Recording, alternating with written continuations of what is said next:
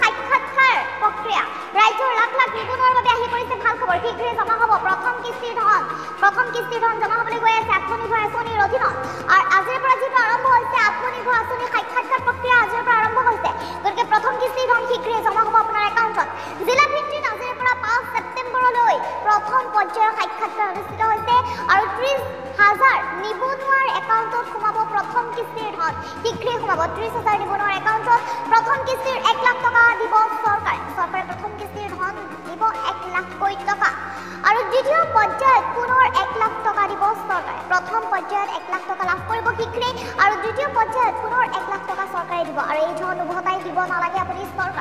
চৰকাৰক প্ৰথম কিস্তিৰ ধন আপুনি উভতাই দিব নালাগে আৰু নিবনুৱাসকলৰ বাবে ভাল খবৰ আহি পৰিছে নিবনুৱাই স্থাপন কৰিব বিচৰা ব্যৱসায় সম্পৰ্কত দিব লাগিব তথ্য আপুনি কি ব্যৱসায় কৰিব বিচাৰিছে সেয়া আপুনি তথ্য সহকাৰে দিব লাগিব আৰু ৰাজ্যৰ 80,000 যুৱক যুৱতী আত্মনিৰ্ভৰ কৰাৰ লক্ষ্য ৰাজ্য চৰকাৰৰ গতিকে হাজাৰ যুৱক যুৱতীক আত্মনিৰ্ভৰ কৰাৰ লক্ষ্য ৰাখিছে চৰকাৰে আৰু আজিৰ পৰা লাখ লাখ নিবনুৱাৰ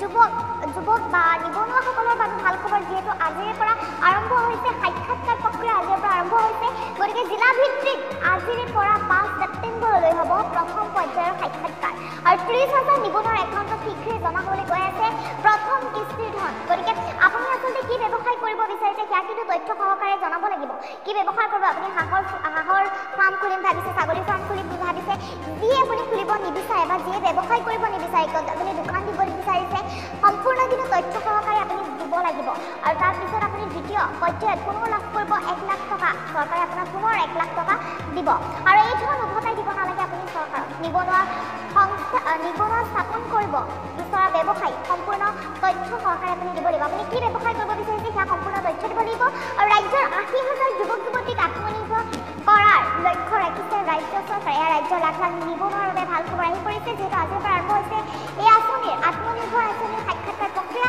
আৰু জিলা ভিত্তিত আজিৰ পৰা 5 ছেপ্টেম্বৰলৈ হ'ব প্ৰথম পৰ্যায়ৰ সাক্ষাৎকাৰ ইয়াৰ পিছত আমি আমাৰ যিসকল নিবনুৱা ল'ৰা ছোৱালীয়ে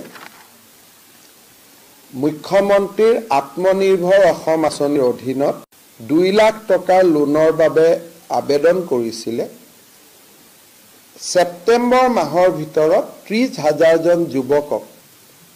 খানাপাৰাত একেলগে মাতি আনি টকা দিবৰ বাবে আমি সিদ্ধান্ত লৈছোঁ যাতে আঁচনিখন বহল প্ৰচাৰ হ'ব পাৰে অৰ্থাৎ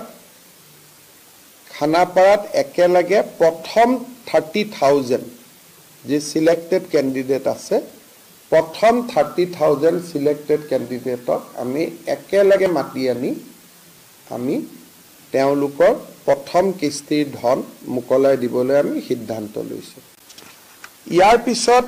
আমি আমাৰ যিসকল নিবনুৱা ল'ৰা ছোৱালীয়ে মুখ্যমন্ত্ৰীৰ আত্মনিৰ্ভৰ অসম আঁচনিৰ অধীনত 2 লাখ টকাৰ লোনৰ বাবে আবেদন কৰিছিলে ছেপ্টেম্বৰ মাহৰ ভিতৰত 30,000 জন যুৱকক খানাপাৰাত একেলগে মাতি আনি টকা দিবৰ বাবে আমি সিদ্ধান্ত লৈছোঁ যাতে আঁচনিখন বহল প্ৰচাৰ হ'ব পাৰে অৰ্থাৎ খানাপাৰাত একেলগে প্ৰথম 30,000 যে সিলেক্টেড কেণ্ডিডেট আছে প্ৰথম 30,000 সিলেক্টেড কেণ্ডিডেটক আমি একেলগে মাতি আনি আমি তেওঁলোকৰ প্ৰথম কিস্তিৰ ধন মুকলাই দিবলৈ আমি সিদ্ধান্ত